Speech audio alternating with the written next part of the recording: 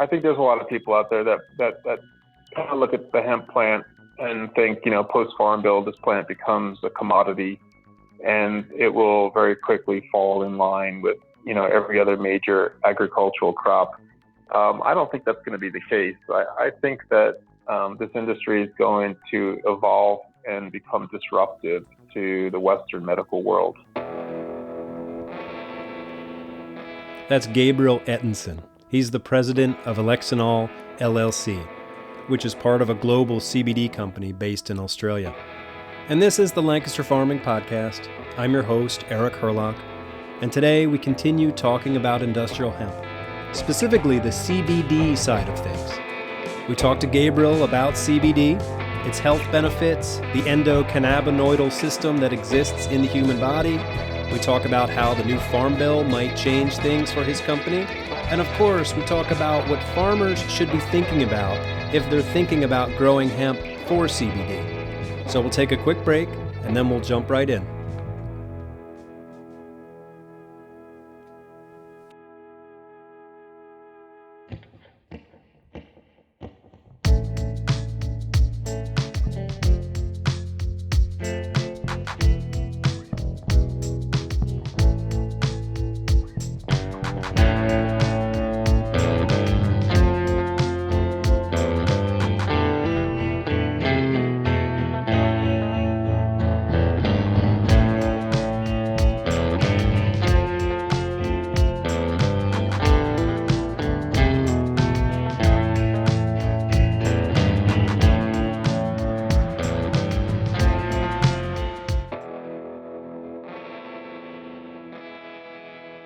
Okay, welcome back. So I'm here with Gabe. Gabe, could you introduce yourself for us? Sure. My name is Gabriel Ettenson. I am the president of Elixinol LLC, which is a subsidiary of Elixinol Global, a publicly traded company in Australia.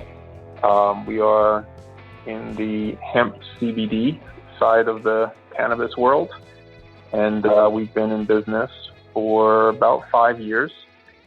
Heavily focused on high-quality, organic hemp cannabinoid products. And how did you personally get involved with cannabis? Before I moved out to Colorado, about 5 years ago, I had spent 16 years as a physical therapist and rehab specialist in New York City. Always very interested in the human body, the nervous system, and trying to identify alternative means for people to not just heal themselves from an injury or issue, but also identify ways to strengthen their body so that they could prevent those things from happening in the future. Very big into Eastern philosophy, Western medicine, and trying to bridge the gap between the two. And got interested in hemp foods and nutrition. And through that, learned about CBD. And that's basically where it all began. And that's what I've been focused on for the last 5 years. Okay. Can you describe some of the benefits that CBD offers to people? Yeah, I think the benefits that, for the most part have been identified in existing research and information that most people can find online would be primarily categorized as a neuroprotectant. So having the ability to strengthen the nervous system, and also as a cellular support mechanism for helping with inflammatory issues. And, what I've learned, that's sort of, I guess, the neuroprotective benefits are the things that sort of drew me into this and sort of gave me the ability to bridge that with my past. But what I've seen as I've learned more about the endocannabinoid system and seeing the response of people is that, it does seem to be able to go way beyond that and really support almost every cell in the human body. Can you explain the endocannabinoid system? What it is, how it functions in the body, why it's there in the first place? Yeah, I think in simple terms, the best description is sort of a master control system. It's a system that exists pretty much on every cell in the human body and utilizes very unique physiological pathways and receptor systems to help regulate cell function. So when we look at disease, or we look at a lot of the issues that people deal with in the human body, we can reduce those down to some malfunction on a cellular level. So the endocannabinoid system appears to be the system that helps ultimately regulate cells that are misbehaving or have been subject to stress or problems. Now, is it just a coincidence that there's this plant called cannabis that really works well with that, or was there some kind of evolution that happened together? I mean, I think there's probably different philosophies on this. Obviously, this plant goes way back in time, but it's my opinion that this plant was a major contributor and certainly created with the intention on helping the human body regulate itself and overcome the stresses of evolution, if you will. And I think, in general, when we look at the hemp industry and we get away from endocannabinoids, we're also seeing that, this plant has just properties that are beyond imagination and has the ability to pretty much support everything that we need to live. So I definitely believe that this is not coincidental. It's just unfortunately been removed from society for many years. And I think it's probably one of the primary reasons for all of the problems that we've seen with people's human bodies during that period of time. It's removal from our culture. Exactly. I think removing it, there's a somewhat non-scientific term that's being used, which is an endocannabinoid deficiency. And I think a lot of proponents of the theory that this plant was necessary in our diet, and as a result of not having it, we've experienced higher levels of disease and problems in society, that do believe that endocannabinoid deficiency is probably the overarching cause of these problems. But of course, we need more science to confirm that. Okay, so there's at least 113 identifiable cannabinoids in hemp. Some are well known, THC, CBD. Are you familiar with the research that's being done to look at the other cannabinoids in there and what effects these might have on humans? Yeah, I think, we definitely are, as you said, well aware of CBD and THC. Other cannabinoids that, are typically found in, I guess on the marijuana side, you'll see CBN as a common derivative of THC through age and time. So conversion happening with THC to CBN. And CBN, I think, has been attributed to assisting with sleep and, helping, I guess, introduce new effects on the human body. On the hemp side, CBG is one of the more common ones that we've seen slowly increasing as the genetics have improved on the seed breeding side. And CBG has some evidence for anti-inflammatory value, and I think even some clinical trials that have suggested it may be beneficial for bone, which kind of creates sort of its own unique category based upon what we understand about the other cannabinoids now. CBC and CBDV are also other ones that will pop up in very small quantities in cannabis, and I'm not sure if there's been too much research so far on those cannabinoids, but I would say those are probably the ones that we will begin hearing more about and seeing more of in the next couple of years. Okay. So I write for Lancaster Farming newspaper. It's an agricultural paper here in southeastern Pennsylvania. We've got a pretty wide regional reach from New England down to the south. And so, for us, industrial hemp is basically brand new again. We've been growing it here in the state legally for 2 seasons now. And it's all brand new. So a lot of our readers have questions about it, the nuts and bolts of it. But really one of the big questions is, will there be a market for it? And how do you build that supply chain for the market? So in your position in the company, how far removed are you from the agricultural side of growing of the hemp and cannabis? Well, historically, I was quite far removed from it, and it was the furthest thing from, I guess, my knowledge base as I've sort of come up in this industry. This year, however, was the first year that Elixinol worked through a joint venture with Kersey Ag to do our own cultivation in the state of Colorado. So I still cannot certainly say that I'm an expert in any way, but I definitely, through that process, have learned quite a bit about the farming side Again, not on too much of a technical level, but at least a preliminary understanding, which I hope to continue to perfect over the next couple of years.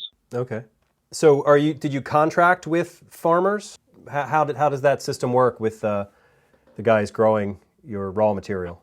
Yeah, so this year we did a combination. So we do have a contract with one of the top growers in the state of Colorado, and that's for certified organic hemp. And like I said before, we also this year did enter into a joint venture where we wound up growing about 120 acres. And that was, through the joint venture, basically a mutual project. So our own cultivation, if you will. Now, is that 120 acres, is that enough to sustain your business, or are you also growing hemp elsewhere?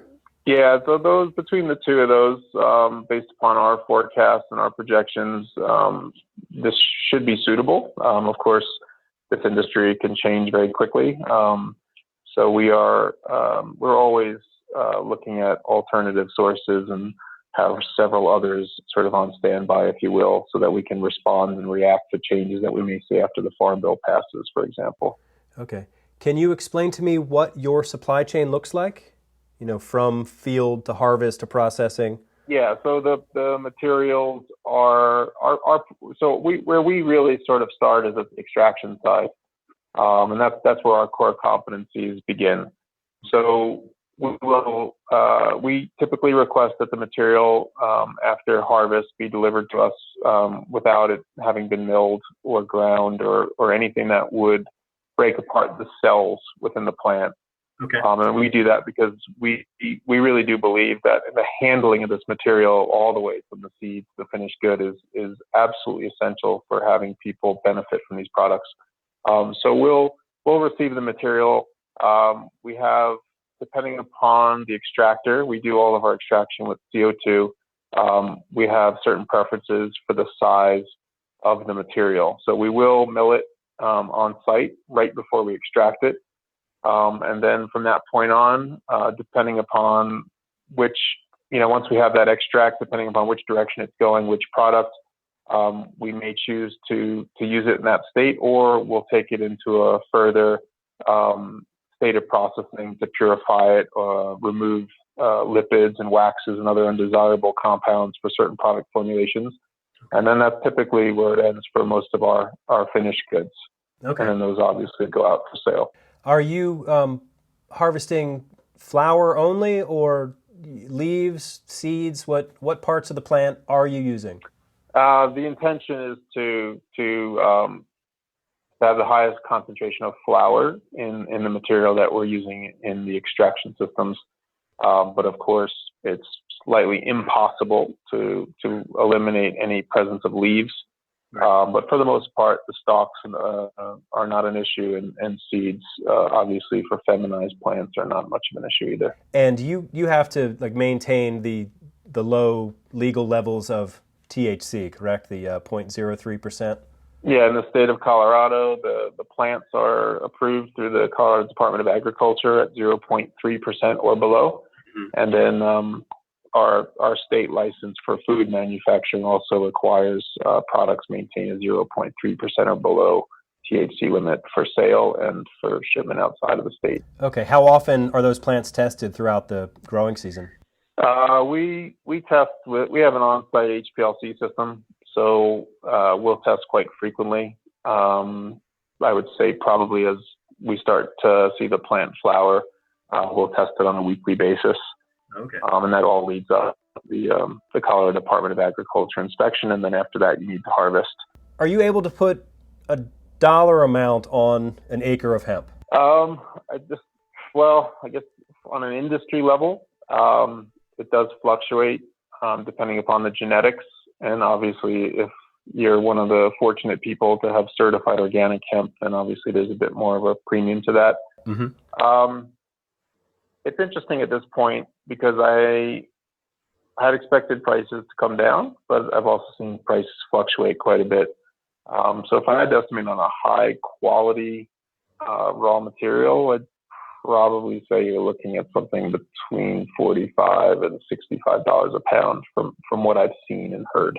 A pound, okay. Yeah, obviously with larger scale, then that price will come down, but not significantly.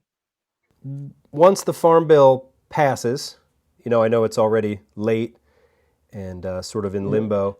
How will your operation change, or will it change once the new Farm Bill is in place? I think I think the only changes that we expect to see is just the need to adjust to probably a pretty significant evolution in the industry. But otherwise, from the get-go, once we decided to start putting our time, energy, effort, and money into this company, we also decided that we would not get sidetracked with different types of concerns and fears about whether or not the industry would have struggles ahead. So we have been in Farm Bill preparation mode for the last 6 months at least, and we just expect that it'll just be continued growth for the company, and really just doing what we've always been doing, which is just looking at our company as an FDA regulated organization,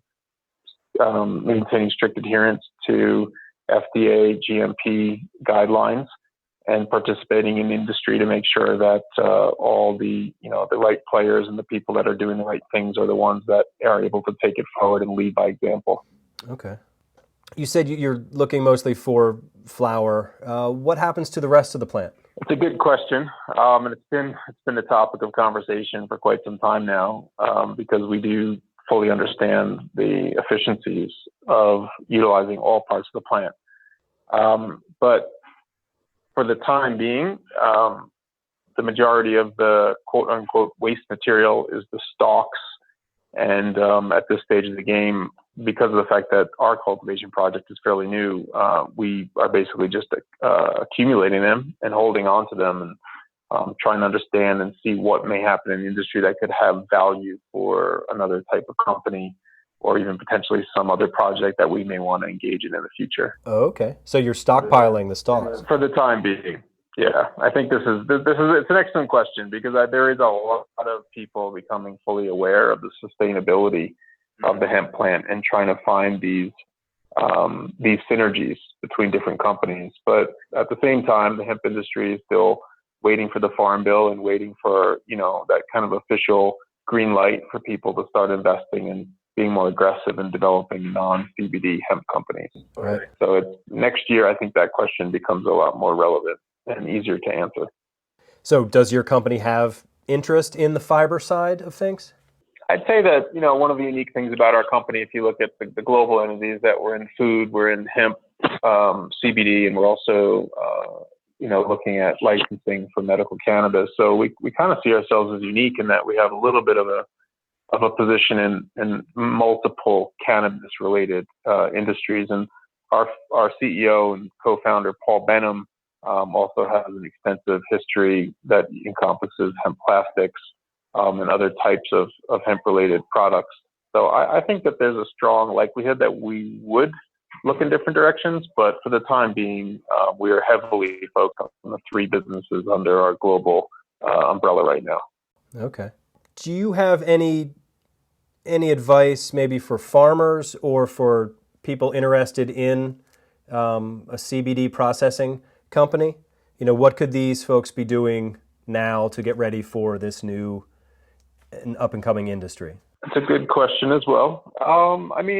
Look, I think that there's a lot of people out there that kind of look at the hemp plant and think, post-Farm Bill, this plant becomes a commodity and it will very quickly fall in line with, every other major agricultural crop. I don't think that's going to be the case. I think that this industry is going to evolve and become disruptive to the Western medical world. I think they can work in parallel quite well, but I do think that this disrupt things, much like so many other industries that experienced recently. And that is because of the compounds in the plant. So my advice to anybody looking to farm this is to, one, make sure that you learn as much as you can about farming this plant, because it's a high value crop And it's something that most people have gone through several years of lessons to perfect. To focus on the genetics. Don't be so quick to just grow for CBD. Try to understand the genetics of the plants, and not just the cannabinoids, but the terpenes and all the other different compounds, because they do work with this entourage effect. And the better the profile of the plant, the better of extract, and the better the extract, the better the finished good, and the better the finished good, the better the response of the person taking that product. And then also just focusing on stabilizing. Rather than focusing on a pharmaceutical model where we pull different compounds out and recombine them, focus on stabilizing these unique genetics. And I think if you can do that, you can kind of manage both the emerging of the industry and really getting into these details. You'll have a high success rate, and you'll also wind up being quite successful as a company in the industry as it grows. Okay. Do you think the marijuana stigma matters at all anymore with industrial hemp? I think it's still there. I think there's still a lot of ignorance, and there's a lot of people that still don't really understand the difference between CBD and THC and hemp and marijuana. But this industry is growing so fast, and the effectiveness of these products in people's lives is so dramatic that I think that lesson will be quite rapidly learned following the Farm Bill passing, and people actually saying, well, the federal government is fully on board with hemp, and not just that, but CBD. So I think it'll happen pretty quickly, but there will be time. It will take a little bit more time for people to start eliminating this idea that all cannabis is THC. Right. But, it took many years for us to start bringing this back into people's lives. So it won't be an overnight process by any means. How long do you think it will take until there is like a really vibrant industry with a supply chain and, sort of running on all 8 cylinders? Well, it's been pretty rapidly growing, but I do think that there's still challenges in terms of the reliability and sustainability of some supply chains. So I don't know. I think 2019, if the Farm Bill can pass before the start of the year, even if it must pass in the first quarter, I think 2019 is going to be a really significant year. So I would say 2020 is when things are definitely in full swing, and we kind of evolved the industry to the next level. Do you think the FDA could screw this up somehow? I think that the FDA has been kind of relegated to sort of this idea of being the enemy of the industry. But at the same time, I think the FDA has, attempted to at least highlight the fact that they really didn't want companies making medical claims. And if we can see it in that light, then I think we can appreciate the fact that the FDA may not have significant concerns about CBD. We also seen, some really positive momentum with the World Health Organization, and off of that, some comments from the FDA about the fact that they agree that that CBD is a safe ingredient. So I don't know if I don't anticipate that they're going to be a big problem. I do think that as long as they're not willing to try to just clear the issue off the table, that we'll still face some uncertainty. We'll be subject to people's opinions and perspectives on what is and what isn't allowed.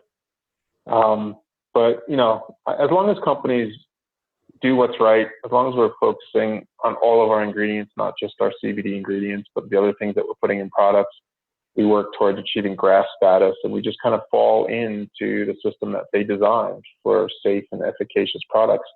I don't think that we'll wind up having any major problems, but a lot of companies will. There are a lot of companies that won't be able to put the time, energy, and effort into falling in line with guidelines that should exist for companies like ours.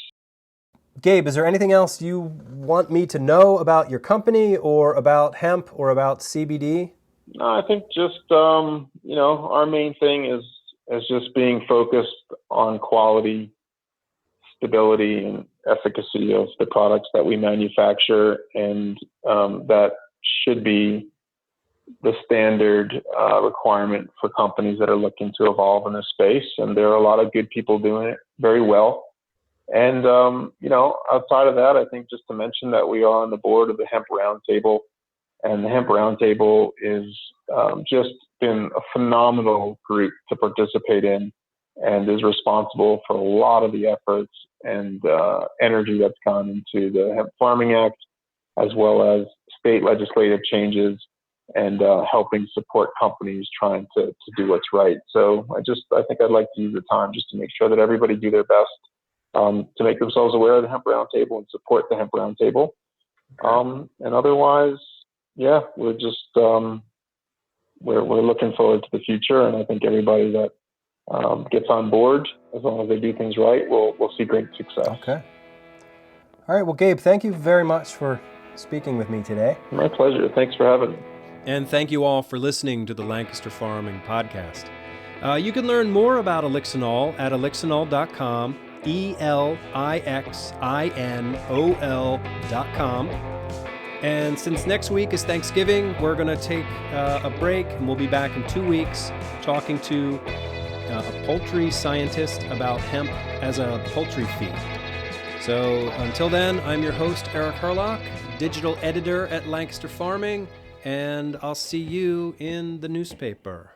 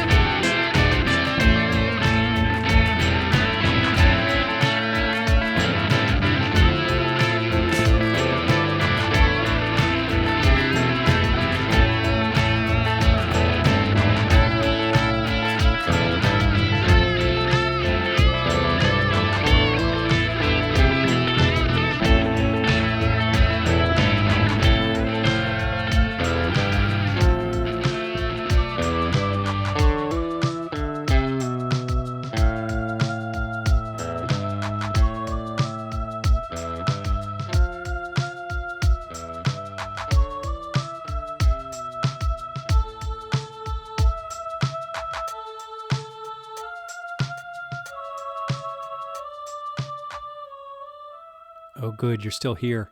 Here's a little something to show my appreciation for your making it to the very end of the podcast.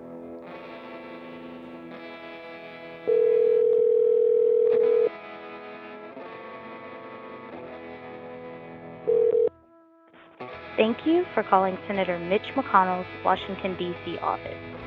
If you are calling between the hours of 8:30 a.m. and 6 p.m. Eastern Standard Time, we are currently experiencing a high volume of calls. If you are calling before 8:30 a.m. or after 6 p.m., our office is closed. You may also reach Senator McConnell online by visiting www.mcconnell.senate.gov. Please know that your call is very important to us. Thank you. I'm sorry, this mailbox cannot receive messages at this time. Thanks for calling. Goodbye.